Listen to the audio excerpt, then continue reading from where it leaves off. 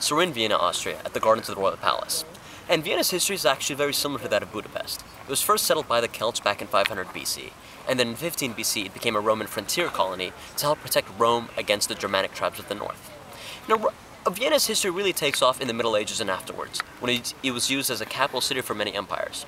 In the 15th century, it was used as a capital city for the Holy Roman Empire, and then in 1804 it became the capital city for the Austrian Empire, and then later the Austro-Hungarian Empire. But its pinnacle really occurred in 1814, when it hosted the Congress of Vienna, a watershed event that would transform and change the face of Europe. Now, after the defeat of Napoleonic France and the dissolution of the Holy Roman Empire, the main powers from Europe got together in Vienna to discuss issues and redraw the political map.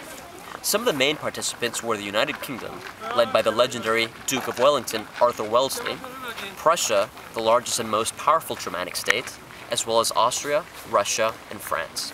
Now, it was chaired by the esteemed and highly revered Clemens von Metternich, the most important figure of his time and the most important diplomatic figure of perhaps all time. Now, I won't get into the nitty-gritty details, but if you want more information, I would highly recommend a book, Europe Since Waterloo by Walter Phelps Hall. Now, some of the main achievements were that Russia was enlarged. It got to keep Finland and obtain Poland. Prussia was also enlarged, and the 300 states within the Holy Roman Empire were condensed into 30.